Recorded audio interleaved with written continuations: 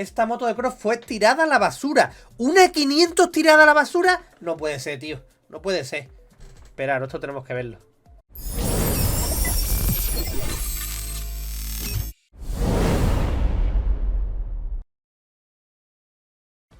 Ostras, ¿esto qué es? Que han encontrado una 500... Oh, pero es que es media hora, pero bueno, podríamos... Mirad, esperaros. Esperaros que vea el título. Esperaros. ¡Ay! Es que estoy medio resfriado, chavales. A ver. ¿Qué significa esto? Traducir al español. Esta moto de cross fue tirada a la basura. ¿Una 500 tirada a la basura? No puede ser, tío. No puede ser. Esperad, esto tenemos que verlo. Lo aceleraremos y pasaremos lo más importante. O sea, pasaremos a lo más importante. No que pasemos lo más importante. No puede ser, tío. ¿Dónde puede haber aquí, en España en general, si es cerca de Andalucía mejor, algún desguace de motos de cross? Pero desguace... pues como un desguace de coche, tal, que tú puedas ir a comprar, digamos. Una 500 a la basura, me estoy mareando, ya te digo. A ver. Tenemos otro CR500 salvado de la destrucción total.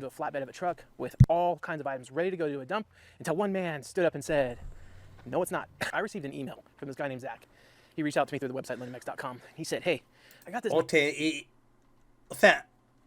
Espera, lo voy a poner un poquito más lento. Alguien que recoge chatarra y eso... Ponía... A ver, mira, un segundito. Mira, tenemos otro CR500. Estamos salvando porque es de la destrucción total. Así esta cosa se cargó en la plataforma plana de un camión con todo artículos listos para ir a tirarlo. Hasta que un hombre dijo no. El del camión, imagino. Y se puso en contacto con este tío. Y a mí nadie me mandó un correo. Oye, tengo aquí una CR500, ¿quieres venir por ella? Nadie, tío. Nadie. No me lo puedo ver. And I've had it since 2019. I'm not going to do anything with it. I'll make you a deal on it if you want it. So I literally couldn't get up there fast down there. I couldn't get down there fast enough. Del 85. So today, let's jump in the car. I got Ryan coming along. Let's jump in the car. 1,000 miles, 500 there, 500 back. We got another stop to make. But let's go see 1000 millas. How bad this thing is. And then it doesn't matter what condition. We're bringing it back to the shop garage, whatever, today. And we're going to fix this thing up. So as soon as Ryan no importa la condición, hombre, coño, es regalado.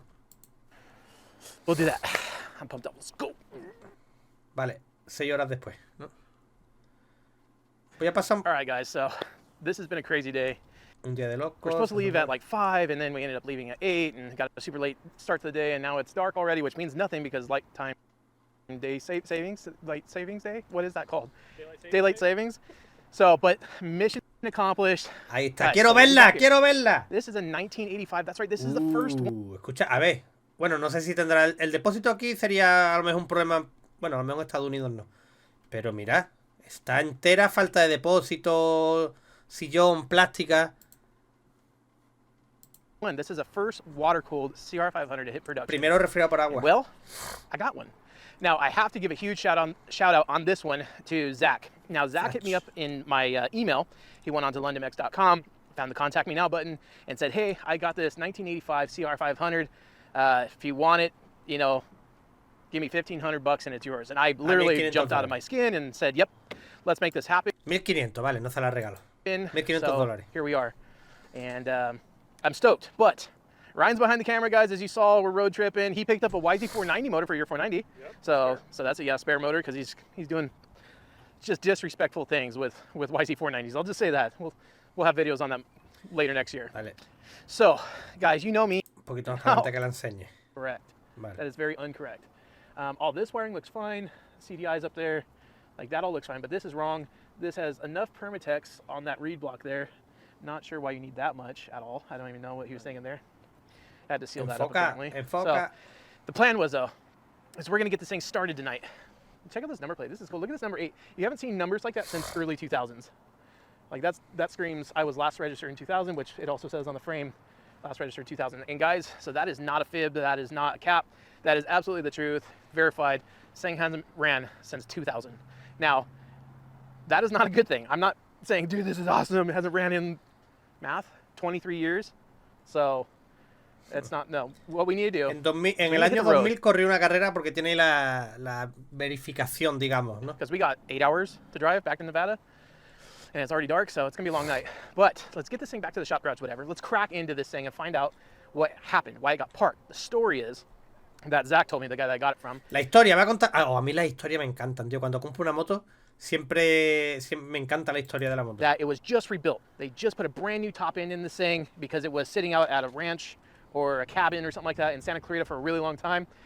And so they put a top end in it, and it ran before they put a top end in it. So I don't know how many times in my life I've heard that story, but... Ahora, fijaros que es silencioso de tamaño de 125 prácticamente. I've heard it again. So we need to find out what went wrong. I've seen things such as the pistons being put in backwards. Oddly enough, they will run.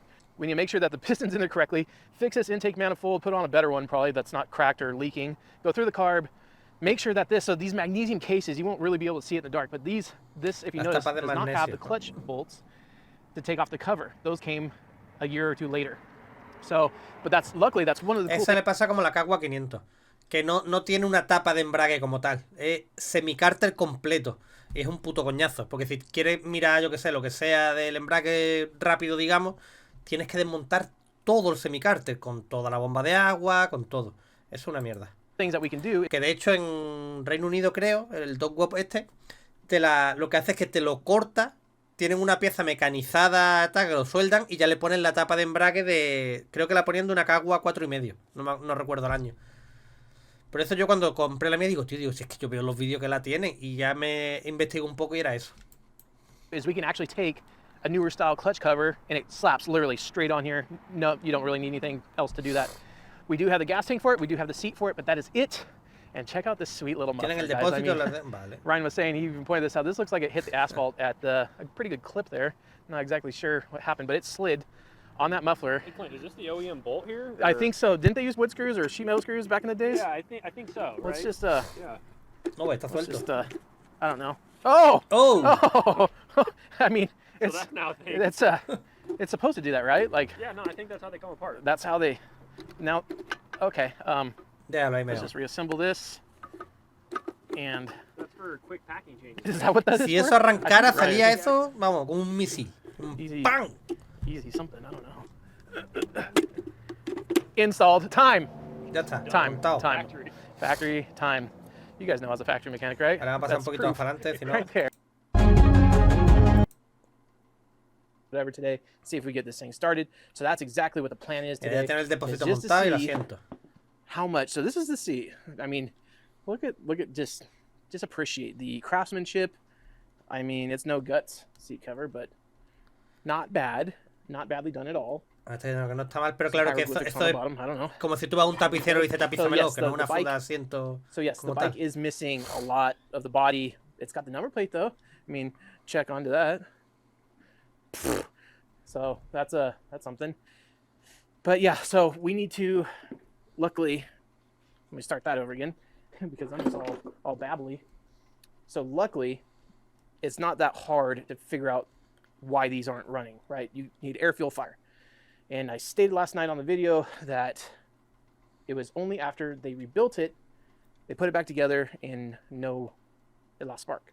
So typically what that means to me is we got a pinch connection, some sort of wire trapped under something, or I don't know. Like that's why it's here, right? It just blows my mind though that someone's going to throw this thing away. It's just different. Like I was expecting the coil to mount kind of how the CDI is mounted up here. But I do see that the coil kind of mounts like up against on that tab up there. El cámara no, desenfoca cada 2x3. And we'll see if we get any sparks shooting into it, out of it, through it.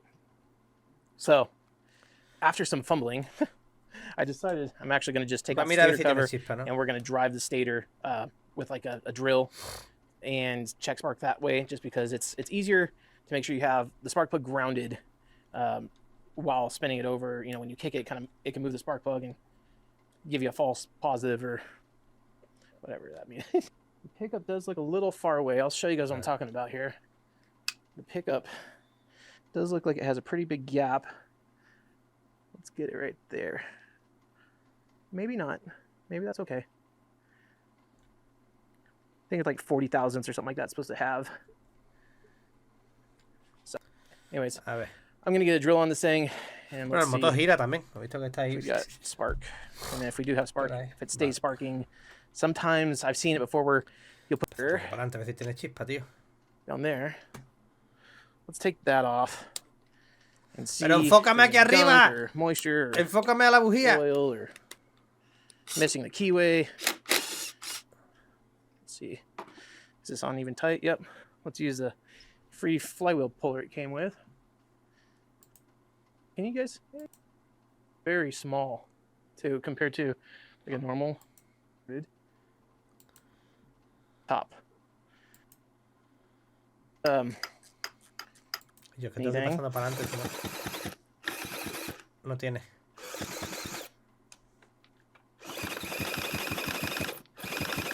And I'm still not seeing any spark in here, guys. I know you can't really see too much, but I don't know. Maybe our problem's up in the CDI. Maybe the CDI is just toasted. So I got what I know is a working coil and a working CDI from a newer CR500. Let's try those. I had every intention, obviously, of getting this thing fired up on video tonight, starting it for the first time in over 20. The range you and the ground cable there, top end in it. If that is a stress crack in that sleeve or not, it's es que todo el rato hablando, tío. Tried 3 different CDIs. Hemos probado 13 diferentes, hemos probado 4 bobinas 3 stators. 3 Just to give you exact extractores. numbers Solo para here. darle el número Kill switch exacto. has El been unplugged the interruptor entire de time. apagado ha estado desconectado. I've tried Intenté jumping saltar the los wires on the cables. kill switch, thinking that maybe it needs to have constant polarity, but I remember that a kill switch is literally, it breaks a circuit or it grounds a circuit. So when you push the button, it grounds it and it kills the spark. So that's not what it is. I'm just up to, at this point, I have to go over all my grounds, the grounds behind the stator, clean all the contacts on the Que stator. no ha conseguido que where tenga chispa. it Oye, mounts pero against the engine. fijaros, en general, sure como base, digamos, como base está bastante bien, ¿eh? No... El motor gira, tal... That I'm getting continuity on my ground through the stator wire to the engine, and then trace that ground to the coil, make sure that the coil is grounding with the engine, and same thing with the CDI. The thing that's just absolutely killing me on this is this bike ran, well, obviously, right? And then until it didn't. That's usually what happens. And then in this case, I'm predicting that they replace the top end. I hope I earned your... Pues poco más, chavales. La compra por... Uy, la compra por $1.500. CR500 del 85. Que fue la primera CR de refrigeración líquida. No tiene chispa. ¿Qué esperabas, tío? Normal. Habrá que averiguar y hay algo raro.